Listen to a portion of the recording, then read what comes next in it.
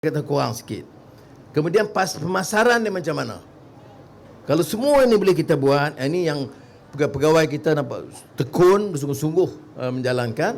Sebab itu dalam beberapa hal, seperti mana kita apungkan harga ayam macam tu juga. Dulu ada kartel-kartel tunggu. Siapa yang tak berani sentuh? Ini masalah kerajaan ni. Bercakap kalau di kampung berdega-dega ni, jihad lah, syariah macam-macam. Tapi bila nak berdepan dengan tokoh-tokoh kartel, semua slow, tak berani. Jadi baru-baru ni kita kata tak boleh, panggil dia. Untung, okey, ambil untung. Berapa untung?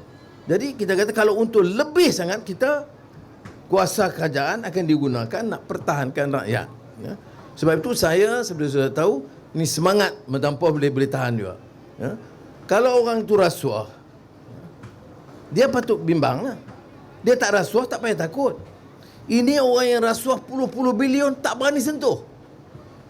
Kalau polis sarjan kata kes RM200, marah habis kita.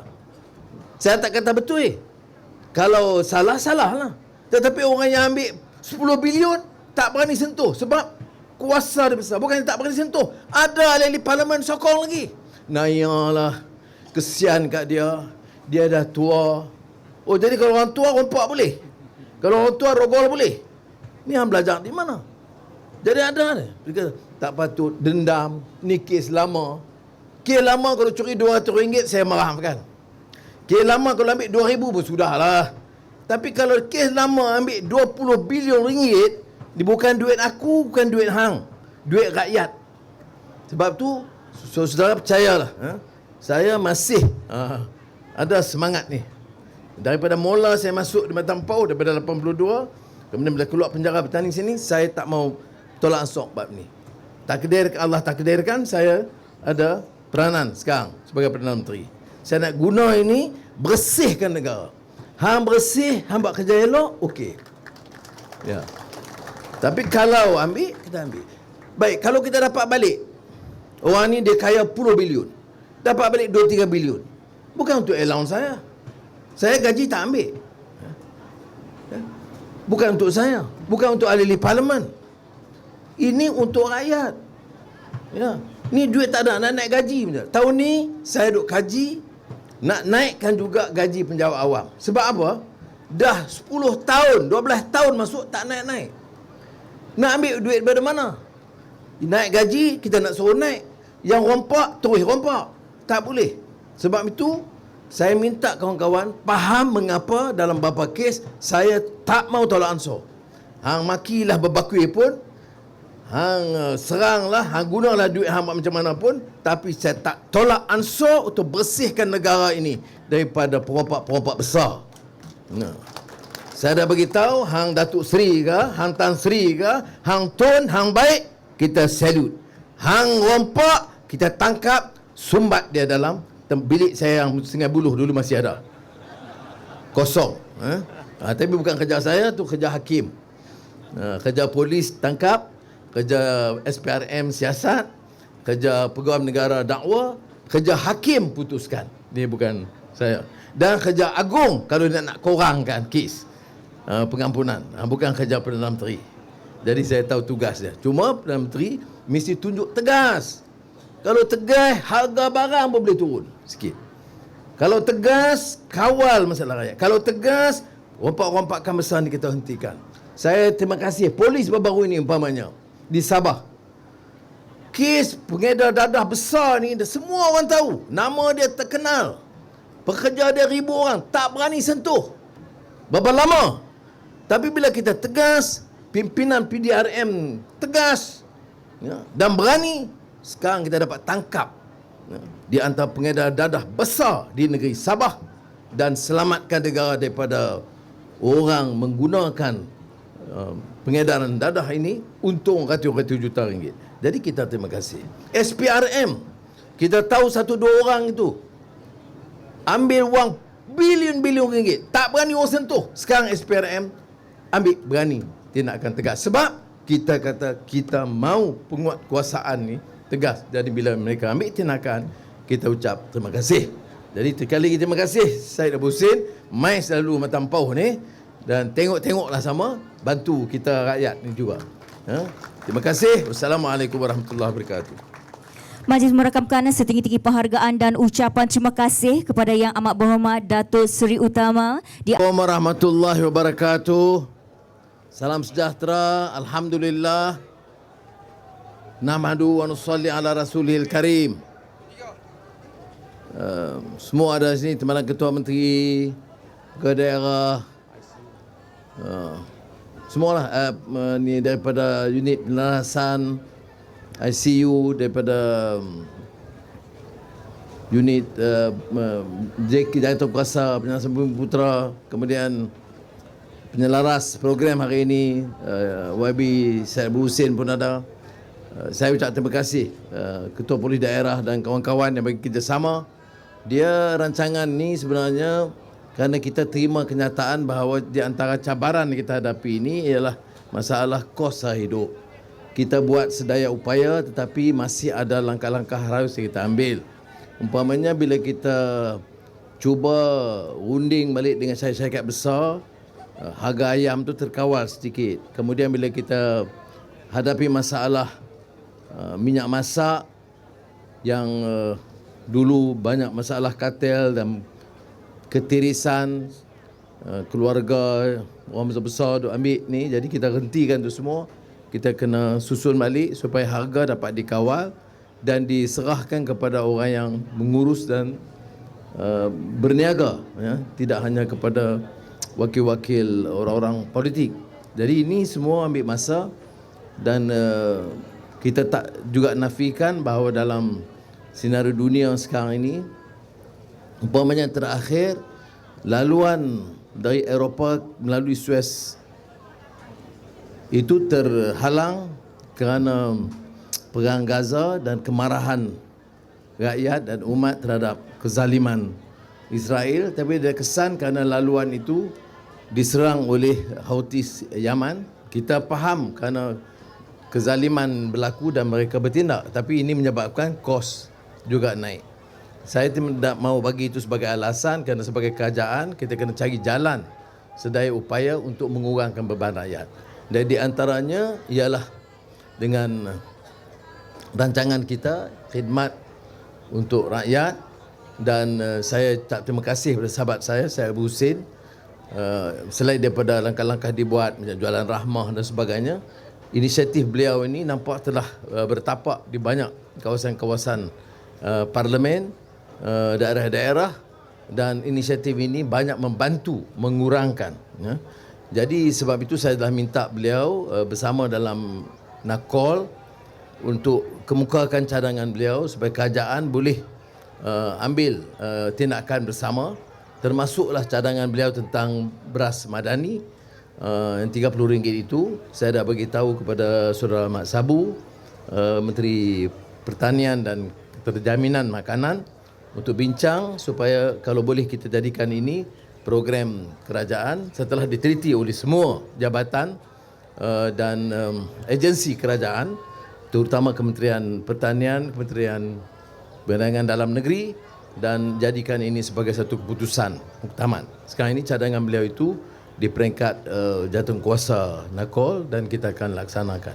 Tapi kalau kita tengok hari ini sambutan masyarakat Matampau, Bukit Mentajam dan sekitarnya, itu sambutan yang baik. Dan saya cek tengok harga daging, harga ikan, sotong, kerang, itu memang jauh, dan sayur jauh lebih rendah daripada harga pasaran biasa.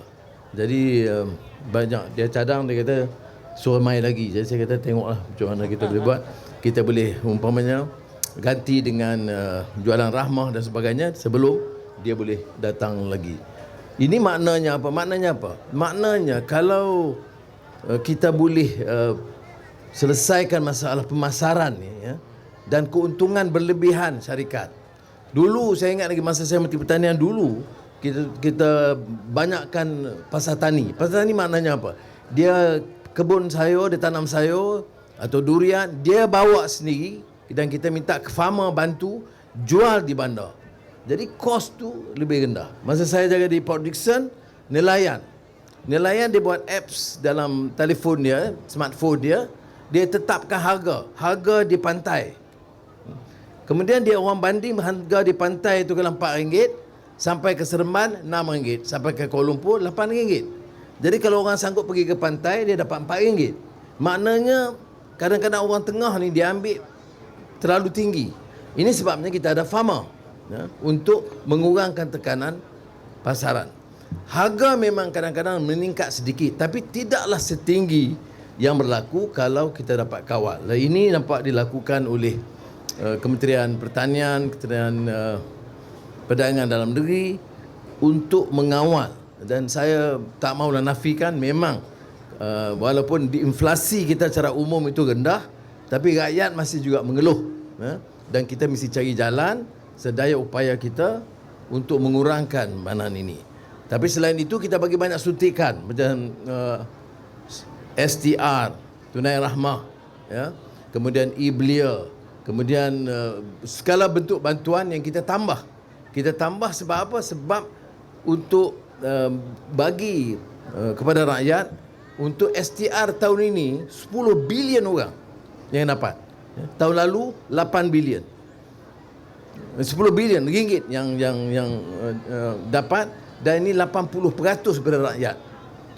Jadi ini yang kita cuba lakukan. Kalau kita naik pun harga elektrik naik, jadi orang guna ini serang habis-habisan. Tapi bagi rakyat tak naik. Yang naik ini bagi 15% terkaya. Yang kita nak jadi jurucakap orang kaya ni pasal apa? Orang kaya naik RM5, RM10 kadar elektrik, tarif elektrik, tak jadi masalah. Naik tak bagi rakyat? Tak naik. Ya? Itu kita letak. Bila kita, dan siapa yang dapat subsidi elektrik dulu ni? Orang asing.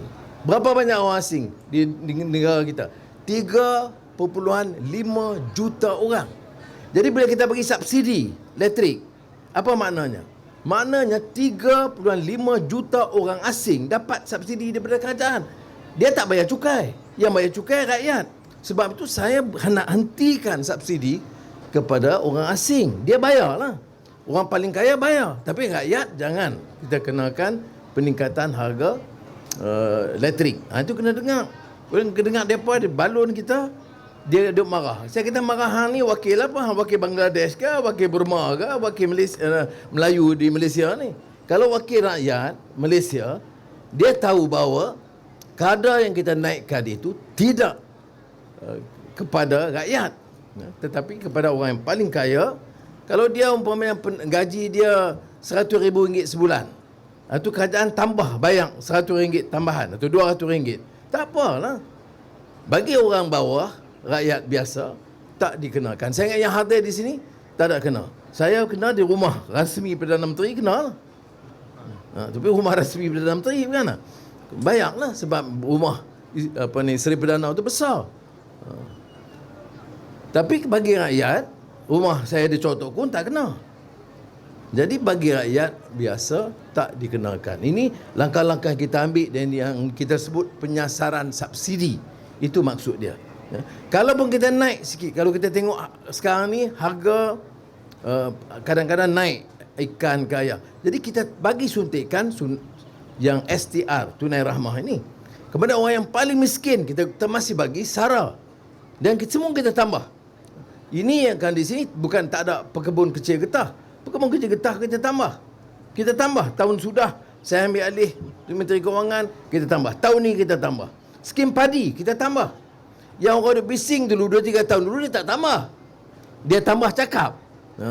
Kita tambah dengan peruntukan tambahan. Dan ini ada. Jadi saya harap saudara dengar. Dan satu perkara lah, saya di Matampau ni memang lama. Sekarang di Wakil Tambun lah. Tapi sebab tu bila Syed Abu Hussein kita main Matampau, saya kata saya main juga. Sebab apa? Saya anggap Matampau ni masih tempat saya lah, kan. Pasal apa orang kata ini tempat naik, tempat masuk penjara semua daripada Matampau. Lah ni dah jadi Perdana Menteri, takkan nak lupa. Dia kata tempat jatuh lagi dia kenang, ni pula tempat bermain, ni tempat berjuang. Jadi sebab itu bila dia sebut dia, saya kata tak apa. Saya sepatutnya mari flight pagi kapal terbang kerajaan lah, naik kapal terbang dah sini, yang main lah ni bukan ni. Dia beritahu Anwar, dia tak apalah, dia kapal terbang berada, bukan saya punya, kerajaan punya. Tapi sebab tu saya setuju mari malam semalam supaya dapat sampai pagi untuk bersama-sama. Jadi saya ucap sekali lagi terima kasih kepada saya Abu Hussein dan seluruh kawan-kawan yang niaga buah-buahan dan sayur, ikan, daging, beras kerana dapat mengurangkan tekanan. Lepas ni berapa bulan nak pergi Tanjung Karang? 25. 25 bulan. Pergi Tanjung Karang. Sebab dia tunggu sini nak cek betul ke tidak. Kalau betul baru dia kata Syed okey boleh pergi ke Tanjung Karang 25 bulan. Ini semua ahli parlimen yang telah setuju sokong kerajaan hari ini. Yang lain tu on the way. Baik. Jadi sekali lagi saya ucap terima kasih, terima kasih banyak. Dan yang lain tu seperti mana dicadangkan macam Rahman ni, seperti mana saya sebut, saya telah bagi tahu supaya mesyuarat nakol kita tertangguh sikit sebab ada hal yang lain mendesak. Jadi kita tangguh, saya ingat tak salah saya minggu depan, di mana boleh kita putuskan secara muktamad tentang harga beras yang boleh kawal. Tak boleh rendah sangat, tapi saya yakin boleh dikurangkan. Nah, kalau kita umpamanya teliti beli daripada mana, kontraktor tu bagi kepada siapa, untung dia berapa banyak. Kalau rugi tak ada orang nak berniaga. Untung ambil lah, tapi janganlah tinggi sangat, sebab kalau untung dia tinggi sangat, harga di pasaran dah tinggi. Jadi kalau itu kita tengok, kalau untung tinggi sangat kita